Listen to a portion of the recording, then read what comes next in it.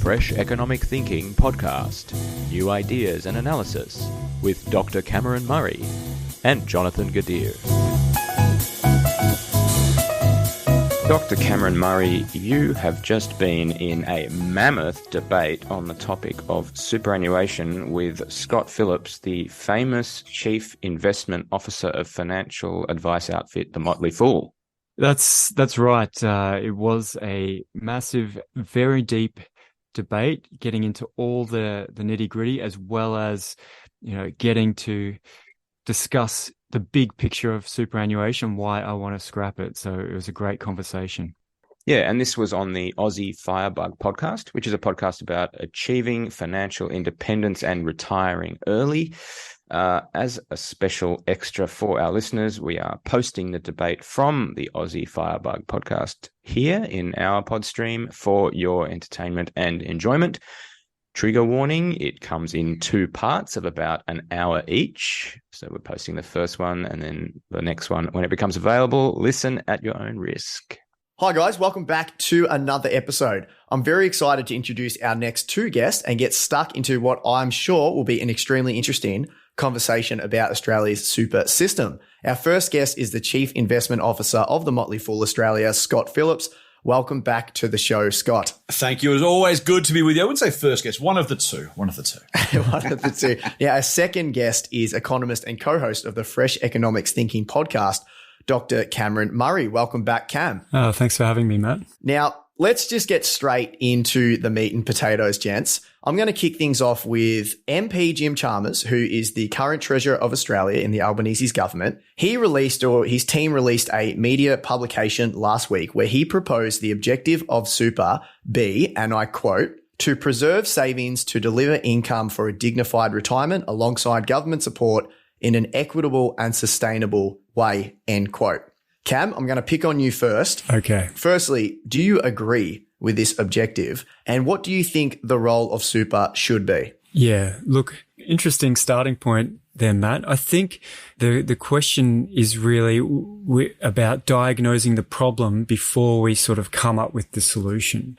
Now, is it a problem that people who are able to save for retirement don't save for retirement? Now, I don't see that as being a major issue. Typically the issue we have is that a lot of people can't save for retirement, or, they have various relationship issues, life paths that aren't typical. And that's really sort of, for me, the problem definition. So I don't really see a problem being that people are terrible and won't save for themselves. I just don't see that as a huge issue, because if you can save, you will save. People are very good at investing, right? And making money in the future. The whole Firebug movement, right, is about being self-sufficient and this is a group of people who aren't very high income earners typically, or are very young.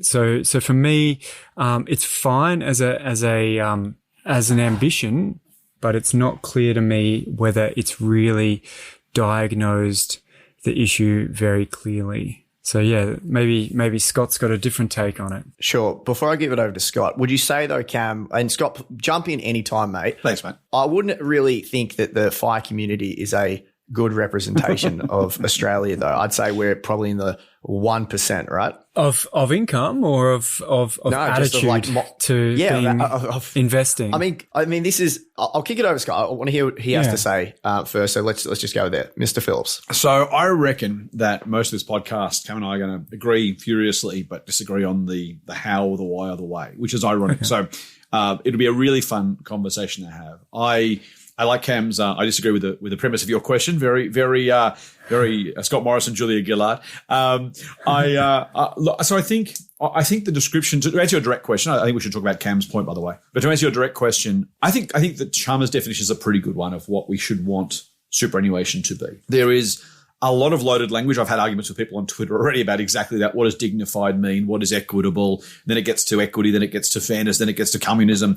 If you let it run off in a direction, it kind of goes for miles, right? So, but I think as much as those words are loaded, I actually think it's a pretty good definition. And by the way, there's going to be political stuff in this as well, right? So politics aside, and I've done a little bit on Twitter, not to give myself a rap or to get people to my Twitter account, but on kind of what I think, if you started from first principles, what would super look like? We'll get to that in a minute. But I think, to your question directly, it's a very, very reasonable, decent way to define what you want super to be, leaving plenty of room for defining some of the terms that Chalmers used and putting some brackets around what is equitable, what is dignified, how much is required, how equitable, are we measuring outcomes or inputs, all that kind of stuff. And it's going to be a great conversation because I'm sure we'll get to some of those. But I think as a starting point, if you're going to say, irrespective of political views, current structure, any of that sort of stuff, how would you design a retirement income system? I think if you are asking people to save for their own retirement, which we do in the current structure, then I think that's a pretty good definition. Yeah. Yeah. I think Scott, that's the trick here, right? Are we defining a retirement income system, like a policy setting for the whole of Australia, or are we defining the purpose of one part of it that is, in my view, not very good at doing most of the things that sort of purpose would say. And that's where I think I really diverge, but probably from you and from a lot of people, is that if that's your ambition for a retirement income system, why would you have superannuation? Like, we have invented insurance. We've have invented insurance for thousands of years where people pool their resources with other people for future, to cover future losses. And superannuation, the big issue with it for me is that it doesn't do that, right? And an individual, saving is just shifting income forward and backwards in time. And there's a limit to what any individual can do for that. And it's the same with health insurance. We don't go, oh, you must save in your own private health insurance account, if you have a heart attack at age 50 for surgery, because we know it doesn't work, because you need to pool resources across people. So yeah, maybe that definition's really good as a retirement income system, as a policy, high level thing. But then I think the next step down is, well, how would you do that? And for me, it wouldn't be force people to save, especially people in their 20s whose incomes are probably the lowest in their lives and their expenses are possibly the highest, to save for some future point where they're already insured in retirement through the pension when their income's probably going to be higher. So anyway, that's sort of a bit of context and big picture from me. And I'm not sure if you agree with that, Scott. It's great. So I think you and I will agree on a lot, but actually probably end up in opposite positions at the end, ironically, which is kind of just and it's kind of ideology. It's kind of like, what's the role of society? What's the role of the individual? And there's kind of a lot of ideology there. I'm no hard right winger. I'm no free market capitalism. I'm a fair market, well-regulated capitalism guy. And so a couple of quick things. I think my starting point is, and it's the mirror image of insurance, not in terms of the opposite, but a different way of doing the same thing. My starting point, two thoughts, is I would start with, I think it's very, very fair and reasonable for those who are able, and it's effectively most of us with superannuation, to make provision for our own retirement rather than relying on the taxation revenue of future generations. Now, to be fair, I'm paying for my super and for my parents and grandparents. They're not alive, but I'm paying for all the people's non-super right now. But as a transitionary mechanism, I think having a society where my working life has put aside funds for my retirement makes more sense than asking a future generation to pay for those.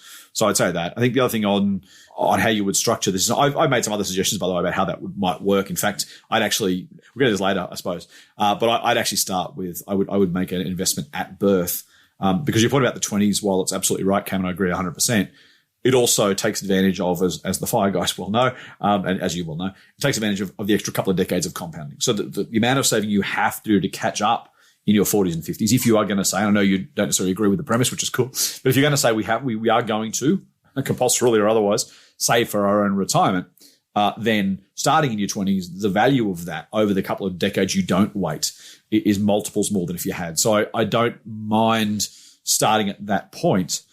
We get no opportunity cost and what else could the money be used for sure. And we'll probably go to some of that stuff, but I have no issue making it compulsory. I have no issue starting at the 20s. As I said, I would put aside 10 grand per person at birth, and then effectively let that compound for 70 years rather than waiting till you're 20 and then slowly building that up. And you actually save a whole lot of stuff, which is a massive tangent. I don't know if you want to go there just yet, but there are other ways I would solve the the saving for retirement problem, which I think is more efficient, effective, and less of a drag. But that's a whole different conversation for another time or for later in the podcast. Can I just butt in? I'll let you do you respond. think you are the host of this podcast or something? We're having a conversation here. Let me. I just want to set the context because maybe some people out there listening, we've gone into another topic, and I want to go back to super eventually. No. This is great. I maybe should have started here, but I want to give the context for the listeners. So, Cam, correct me if I'm wrong, and maybe just explain a little bit. You've written some material and you've published books. You're actually in favor of scrapping the super system. Like, I know we're talking about super at the moment, and we'll get back to super and the proposed changes, but maybe we should have started here. Yeah. You think super is inefficient and you wouldn't have the system. You'd have an alternative to the super system. So I just wanted to make that clear for the listeners. So maybe it's also worth recapping what superannuation is. It's essentially compulsory savings program with tax advantages. So that's what it is. And every worker currently puts, I think it's up to 10%. It's ratcheting up from 9.5% to 12% of their salary. It's only for employees. So if you own a business, you don't have to put in anything. If you make income from dividends, you don't have to put any of that aside. So it's not a taxable income. It's from employment income only. You have to put this money aside through your whole working life. So as a 17-year-old casual shelf stocker at Woolworths, for some reason, the government thinks it's better for you to not have money now, and have it, maybe if you're still alive at age 60. So that's what the system is. And we throw a huge amount of tax advantages at it. And those tax advantages are skewed to the highest income earners, obviously, who can put the most in and who then have the highest balances in these investment accounts, who make the most returns and get tax advantaged as well. So, which brings me back to my original point about, well, the people who can save for retirement don't need any tax advantages or compulsion to do it, which is all super is. It's just tax advantages and compulsion for investment. And so the people who can most take advantage of this don't need that, right? So that's what it is. And so my position, essentially, I in 2019, I did a big deep dive and I'm looking at all this data and I'm seeing, for example, that for the bottom third of households, when they age onto the age pension, they get a pay rise, right? So the bottom third of households, when they're a year younger than the age pension age, which used to be 65, they're making less money than what they make when they turn 65 and get the age pension, right? So the question is, why would those people be forced to have less money now in super when they're going to have more money when they're on the age pension? And, they're alive today, right? The probability of them aging, every year, there's 10% or whatever the percent chance is that they don't survive the next year at those ages. So my only conclusion from looking at all that data and the skew of the tax advantages to those who don't need compulsion or tax advantages to save or invest, led me to the conclusion that there's nothing being gained here. We should just give people their money back because the age pension's doing all the heavy lifting for retirement incomes. And all the superannuation system is doing is skewing tax advantages up the income distribution and amplifying the inequalities of working life in retirement. So, and if we did that by saving all those taxes, you'd have more revenue to be more generous with the age pension, potentially push the age back down from 67 to 65. It was recently increased. And so that's where I'm coming from, is that once you dig into the data there, and all the projections are that this system is not really taking people off the age pension because of that very reason, that those who can save don't need it and those who can't save don't benefit from it, right? So anyway, that's where I'm coming from. And my only thought, so again, I think we're actually not miles away from each other in the way that it's implied. I think maybe the major differentiator between Cameron and I is I think those criticisms are 100% valid. I think the challenge might be, what are the range of better options or better choices? One, to Cameron's point, is absolutely scrapping the whole lot. I have been very, very critical of the tax advantages, for example. So if we're saying, is the current system perfect? No. Should it be changed? Yes. I think we've got a unity ticket at that point. What is probably the more interesting conversation. So I think it's worth, and Cameron's not saying this, so I don't want to put words in about that at all. You can speak for yourself, of course, Cam. But, I'm not saying he's necessarily wrong, but nor am I also saying that by saying I think super is useful and worthwhile and appropriate, that it should exist in its current form. I would go further, again, we might get this, than the current government is projecting. I have a range of improvements for superannuation, but I would keep it as a centrepiece in a vastly improved format. Cam would scrap it. I think it's right to look at the criticism and say, hang on, this feels pretty broken. Yeah, we're 100% agree.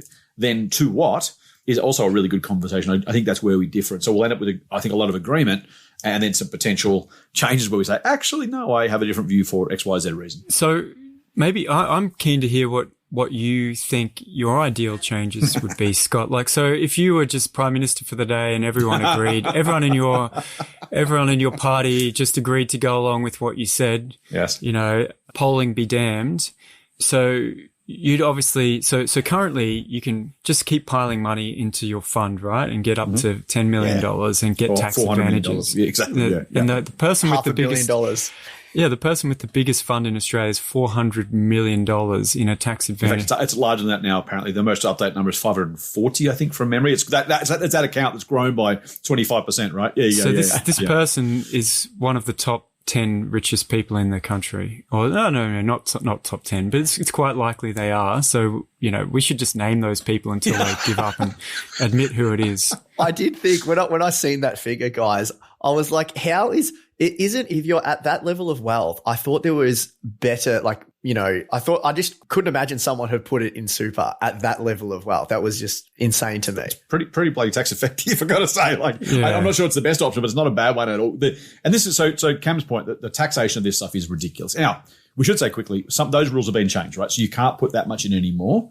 But the combination of intended and unintended consequences of previous government rule changes have allowed that to be the case. There are now maximum caps on contributions and a whole lot of other stuff that means you couldn't do it today, but it's been grandfathered. I think I like Cameron's example of pull the billionaires in a classroom and don't let them go to lunch after the bell rings until someone acknowledges who it was. It's back, right, until someone owns up, you're all staying here. You're on the attention.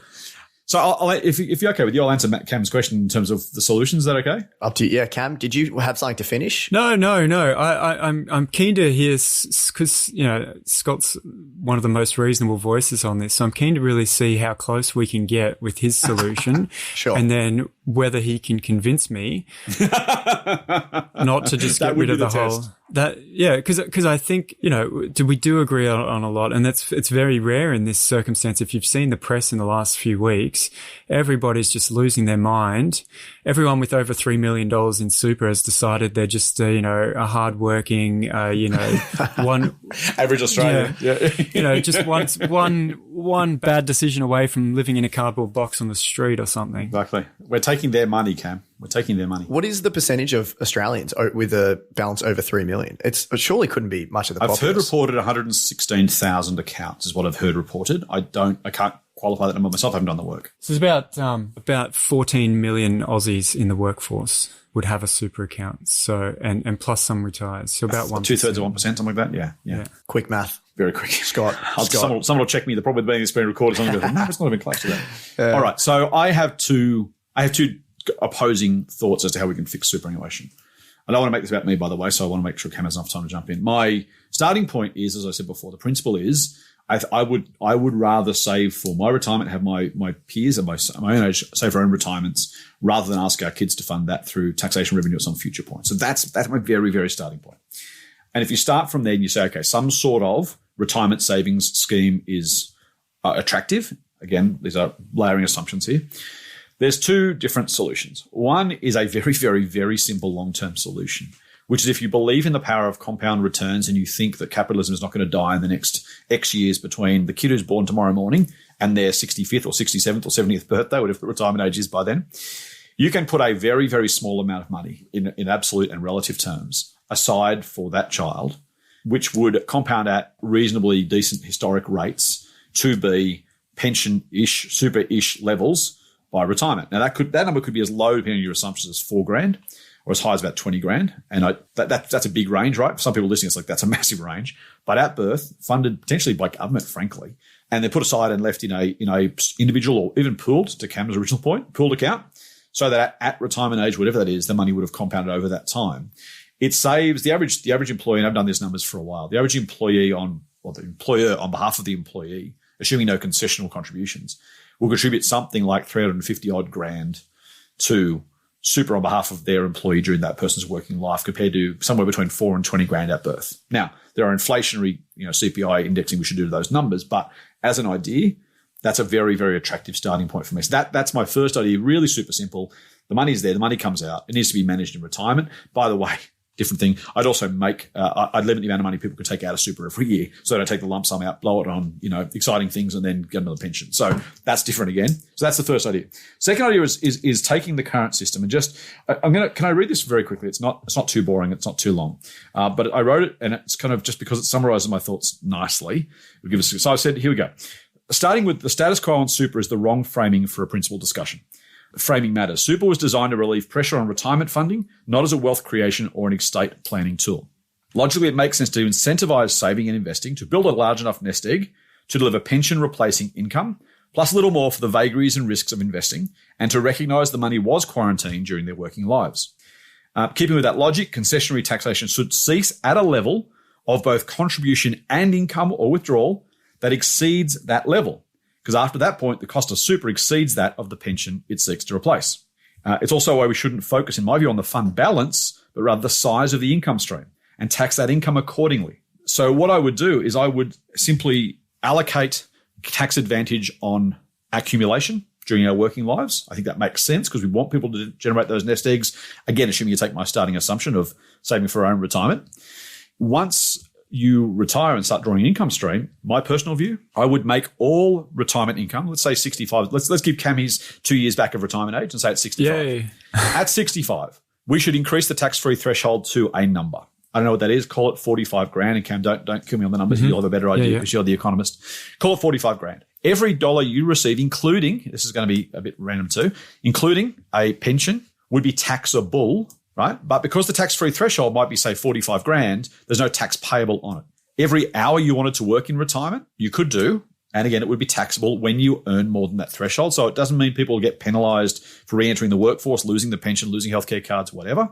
And superannuation payments would equally be taxable on the same basis. So every year you would declare your entire income, pension plus work plus super, and that gets taxed at a marginal tax rate of 15, 30, 45%, potentially higher for that person with $510 million. That's a different conversation.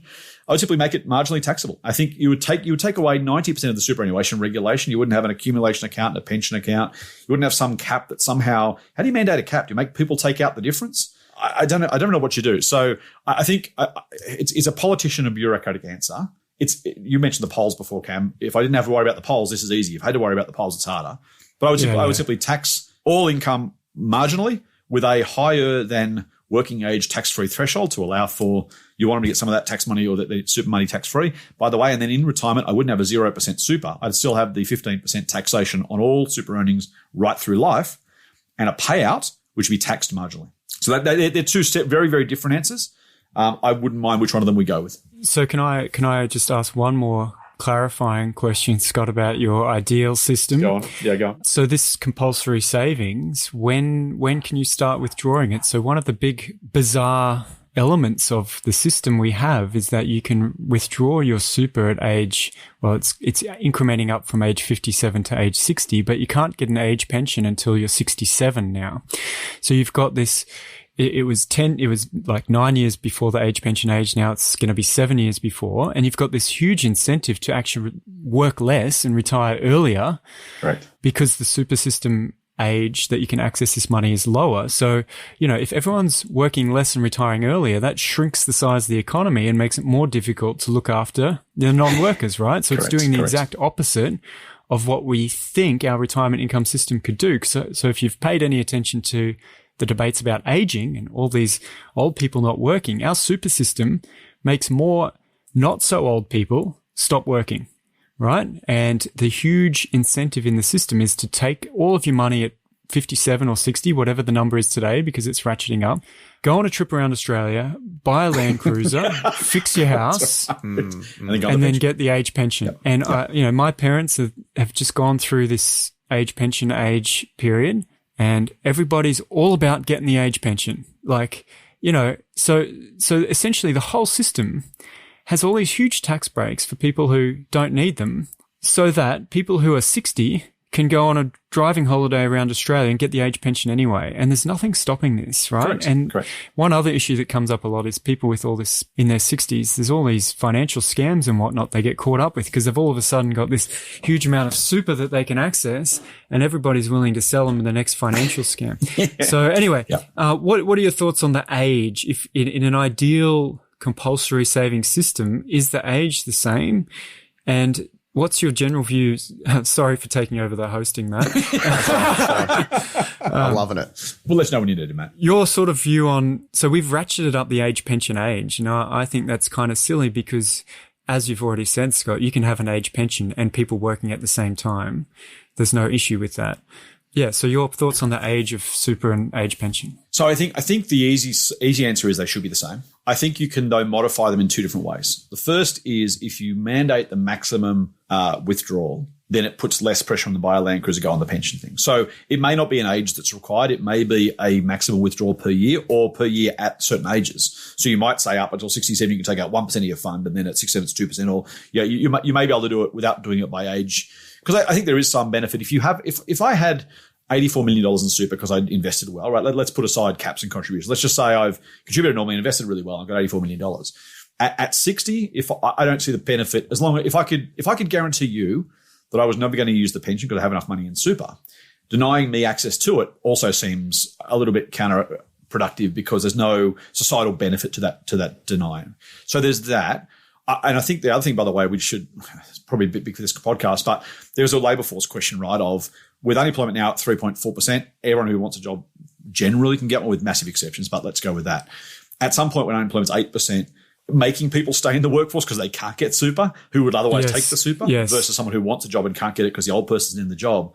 I want all people to be able to keep working. I think we should be ageist about it in either direction. Yes. So I wouldn't necessarily mandate I think it would be, you could do it by direct age, and if you're going to do it by age, it should be equal. I think there's no justification for it to be different.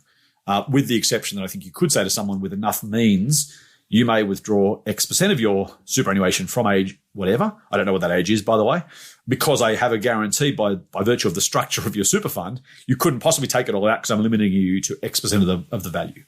So again, that's not popular. I wouldn't get voted in doing it. It'd have to be the autocratic president of Australia to get away with that. But that's what I would do. Yes. Okay. So I'm going to respond to some of the first things you said. I know you've got a list of questions here, Matt, but I think we're doing it just a bit out of order. Just roll with it, guys. Keep going. It's great. So I think one of the fundamental disagreements we have about the need for this is this idea of compounding returns.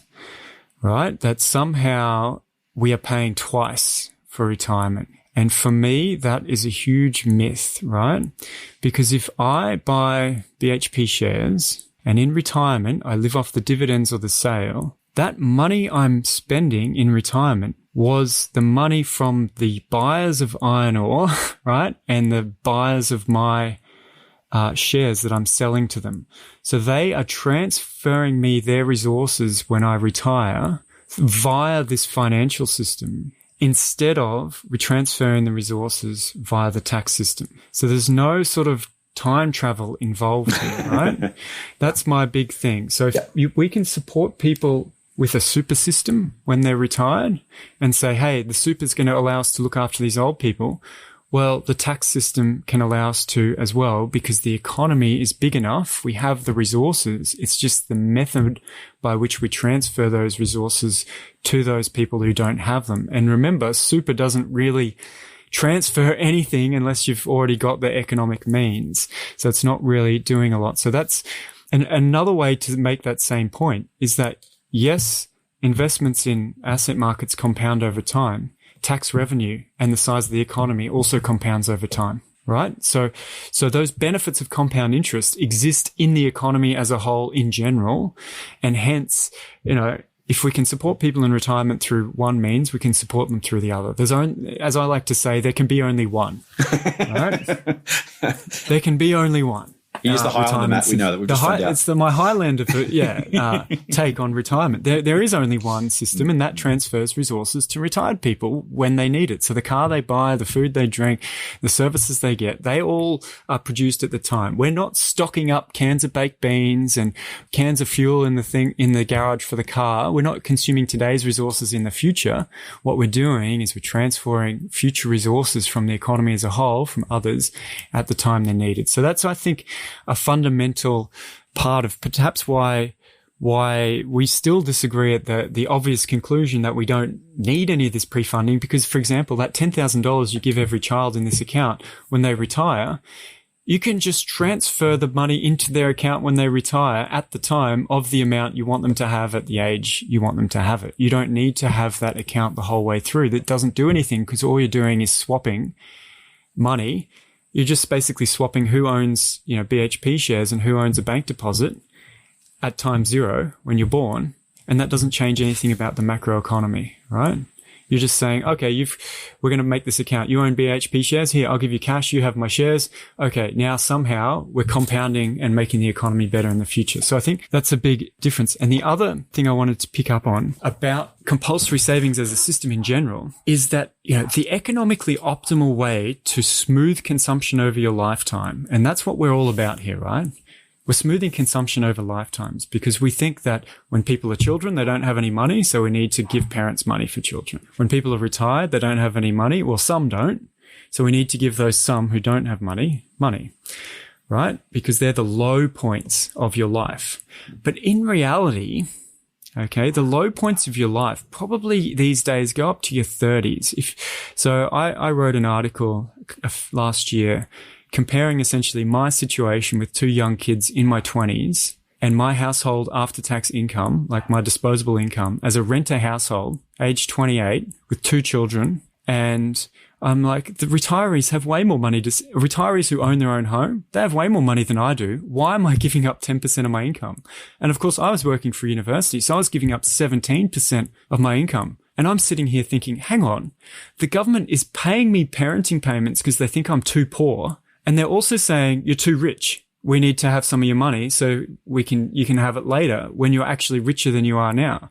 So the economically optimal way to smooth consumption is essentially borrow like crazy when you're young, spend every single dollar plus more. Then when you're in your 40s, 50s and 60s, highest income years, pretty much save 50% of what you earn and then spend it later, right? But what we're doing is we're really depressing those early years of your life, the incomes of young people, right, who are already going to be richer when they retire for no particular reason, just because we have pretended that we want some type of accounting system for our retirement fund that keeps everyone happy politically. We've essentially made every Australian age under 30 poor because it makes us feel good and pretend that we've got savings. And that for me is like, it's scary how powerful that is, because at the end of the day, we're not about, life is not about, as you say, Matt, it's not about how much is in your bank. It's about having a good life and being flexible because you've got secure income, right? And you've got lots of options. So you're 20 something renting household. I have this fictitious person in my mind. You've just had twins. You're age 24. Okay. You're slaving away. You're an apprentice of some sort. And everyone's like, yeah, man, you've got too much money. We're going to take 10% because the guys who are selling you BHP shares, they need the money, not you. And I just think that's like so insulting, so anyway, that's my rant about income smoothing. And just to finish on a little agreement with Scott, I think it's New Zealand that has a universal pension at age 65, which is a pay-as-you-go taxpayer funded pension where you can work on that pension and not have any tax effects. So New Zealand, has a pretty decent, I don't even think we need that level to improve on having super. I think getting rid of super is a net improvement without changing our age pension system. But if you also reduce the qualifying age and tweak some of those work incentives like Scott was mentioning, so that if you are on the pension and work, you don't lose a lot of your income, But again, if we're going to raise that issue, I tell you what, if you have 3 kids and a low income, sometimes you're paying 100% you can earn $20,000 extra and get nothing extra in your bank account. So that's a general design issue of our tax and welfare system, which I think everyone would agree we need to fix. But I think it's just become a priority right now because we're talking about super. It is stupid how badly broken. David Plunkett on Twitter, for those who are on Twitter. Oh, he's great. He's got some fantastic graphs of what happens to your disposable income depending on your circumstances in terms of, parenting payments coming in and out, family tax benefit A, B, all that sort of stuff. Some of those graphs that show you how absolutely stupid, like mindlessly banal the tax system is. And these are smart people designing this stuff, right? At least in Treasury. The policy center break it and then unbreak it and break it again. And that's what I'm saying. Whether we end up fixing or scrapping super, I think we can at least agree, and I think we are largely agreeing at 75% plus of this, which is just, hey, the system's fundamentally stupid. Let's actually fix it so it works in favor of society in a much better way. The honest thing, the big question here, the big, unanswered one is someone loses, right? Someone's paying more tax for some of this stuff to happen. Yes. And that's not unreasonable. I'm a capitalist. I'm an investor.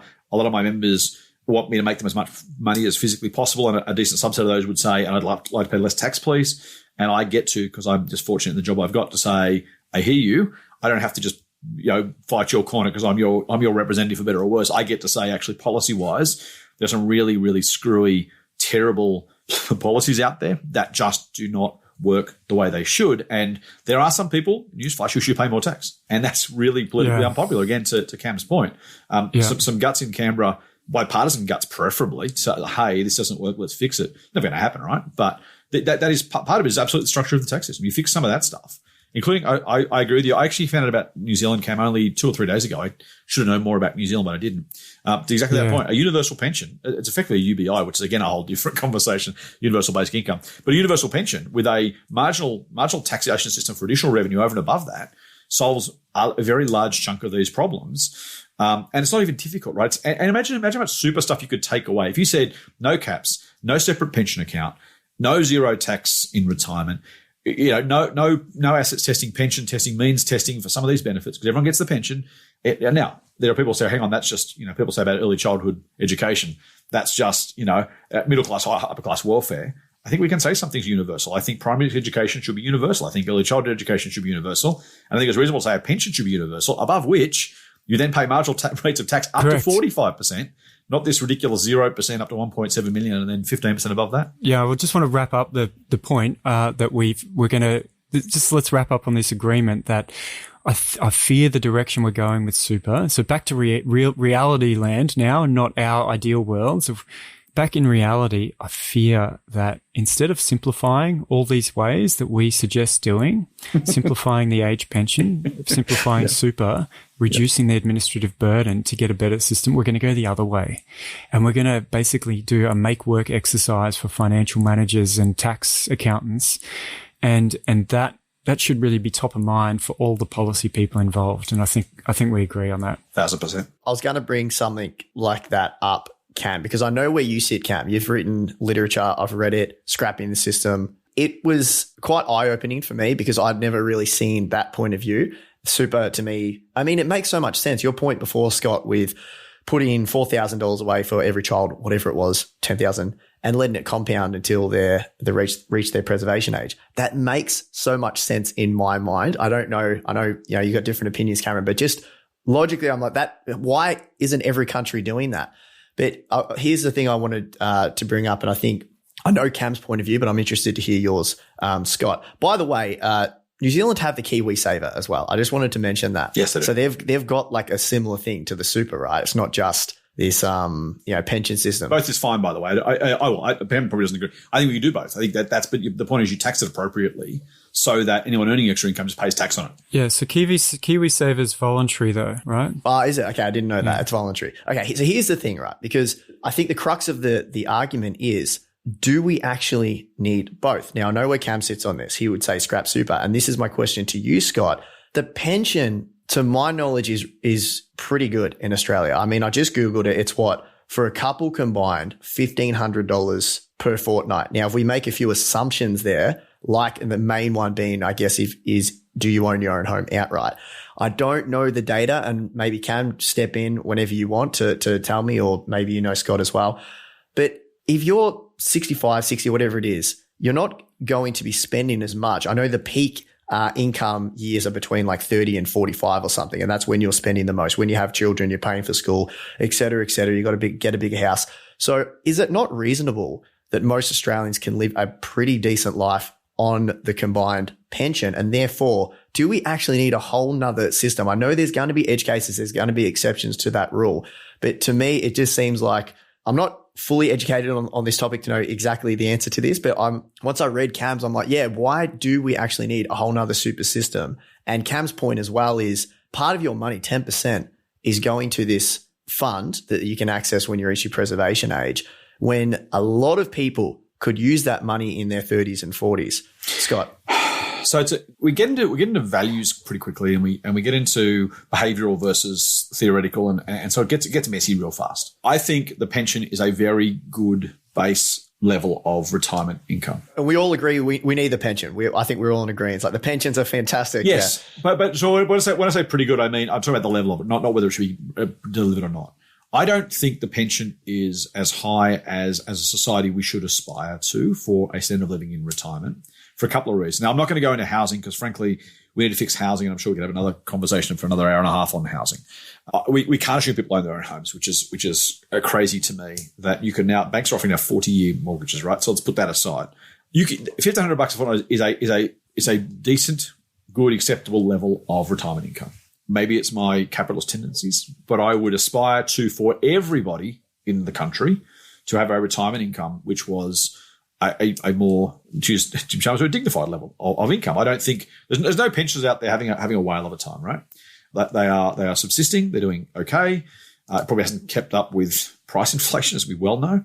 So whether we increase the pension itself or whether we have a supplementary system, and again, Cam would say the former, I would say the latter, but again, I'm not here to defend super in and of itself. I could probably be persuaded, or I wouldn't hate it if we said, actually, let's have a, 45 grand a year pension. I'd probably, okay, now we're starting to talk about something similar. So maybe it's the level of the pension or level of retirement income is, again, to Cam's original point, what we're discussing here.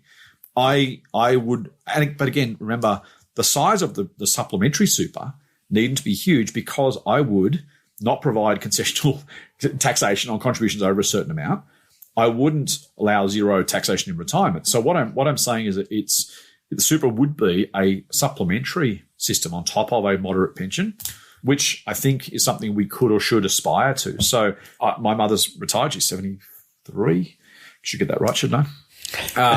And so I think pension is okay, but I got to say I would like to think people on pension would have more money in retirement, not so they can afford everyone gets a $200,000 Land Cruiser and goes around the country to Cam's point, but so there's more than just subsistence. Thanks for working. Here's just enough to keep you alive for the rest of your lives. And I think my key difference with Cam a little bit is, while you're right about the higher income levels, mate, in terms of people saving, we also know from experience in Australia pre-super and around the world, circumstantially and behaviourally, people don't tend to. And I think there is, let's use the word nanny state or paternalistic, call it what you want.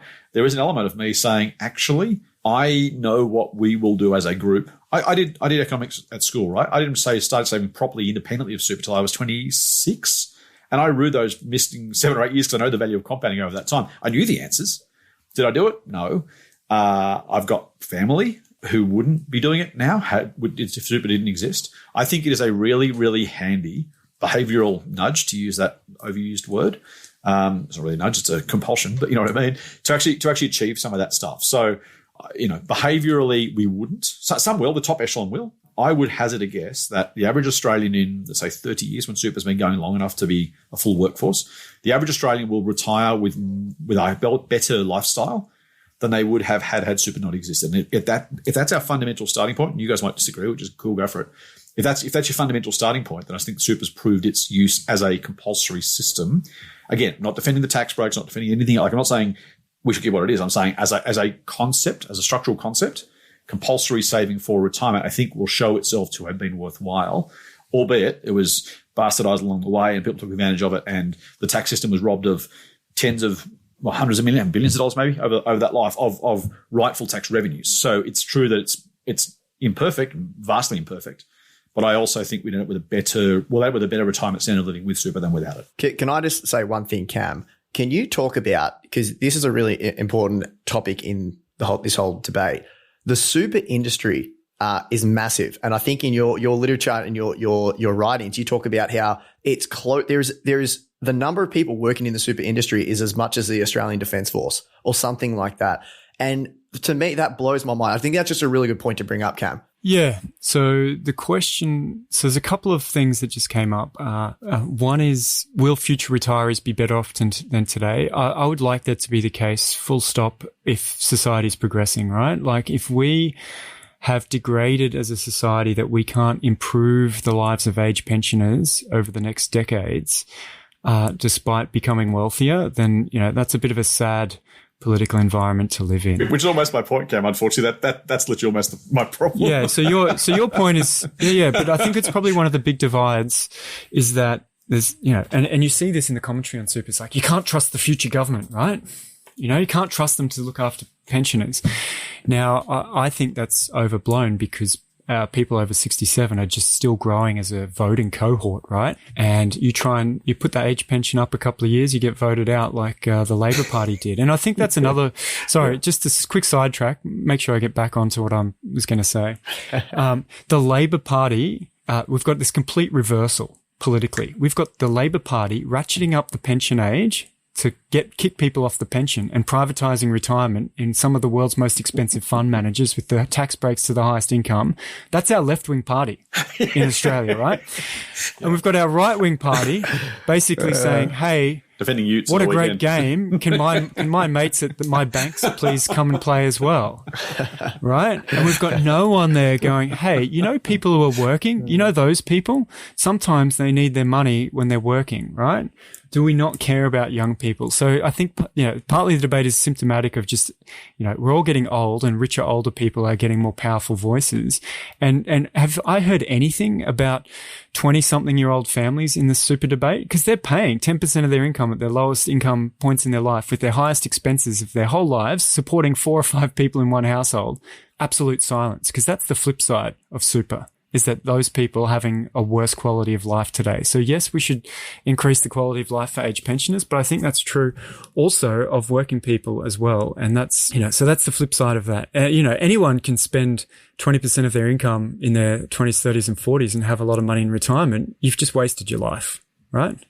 And of course, 5% of you died before you got your money as well, right? So that's another thing we don't think about is people all don't die at the same time.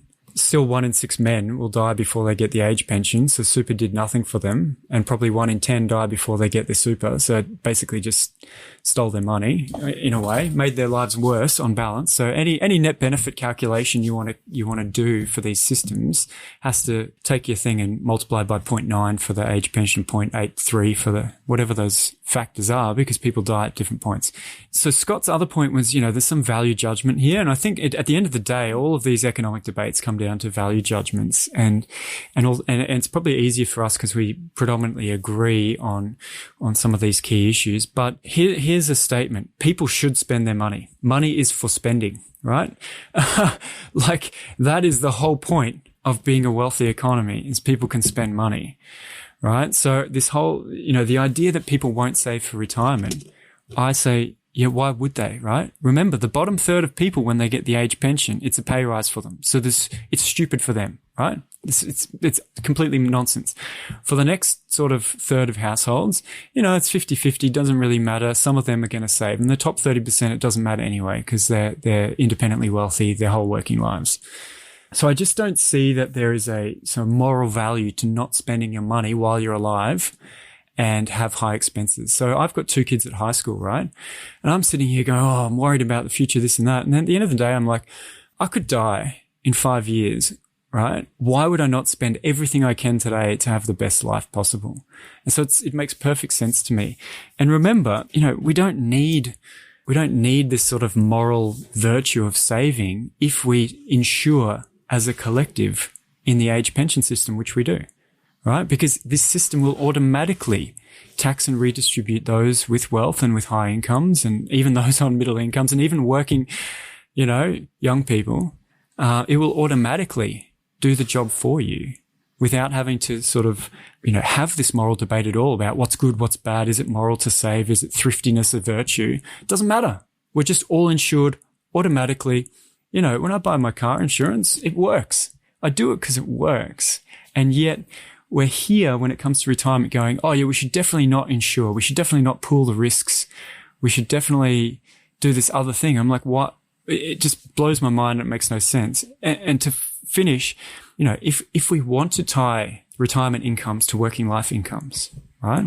If we want people who earn more during their working life to have more in retirement, which we might do as a, social objective, you can also tie the pension to previous earnings as well, right? So some countries, in retirement go, you get 70% of your average income of the last 10 years of your working life. And then it goes down to 50%, right? Until the minimum. So you could do that as well. And that system as a whole would be far more efficient in terms of resources, in terms of those 45,000 spreadsheet monkeys, trying to second guess each other, which way Apple shares are going to go, or whether Bitcoin's the future. It's a lot of people. It's a lot of people to be working in the system. And just remember, the superannuation system as a whole lost 20% of its value after the financial crisis, right? So it's not like it's, sorry, a bit tangential and a final point. We're sort of tying our whole social welfare system to these financial markets. And then that becomes a huge incentive to politically sort of give advantages to financial operators, because then they can go, hey, this is your savings. We need more of this. We need this. So you're sort of politically hitching your ride to essentially all these financial scammers and whatnot. I know you're going to jump in, Matt. Let me very quickly just say, from a fund management perspective, I actually agree with you both. My default fund would be a version of the future fund. So I think, again, it's one of those questions of, do we need to ditch super because there's 45,000 spreadsheet monkeys? I don't think so. I think we should have 3 spreadsheet monkeys at the future fund investing in ETFs. And then if people want to separate out, they can do that. But I think part of it, again, we agree on the problem. I think there are a range of solutions which go from as it is to get rid of super. To my view, a default fund would just be honestly a future fund as the government default. Probably not the super fund itself, or maybe it doesn't really matter. But I would invest in ETFs, super low cost. Your cost would be tiny fraction of a percentage of 1%. Yeah, I was going to quickly say, Cam, and I'll just butt in. I'll give you the last word. I'll give you the last word, Cam, but we'll move on after I give you the last word, because I'm on my first question. We're going to have to split this podcast into 2 parts.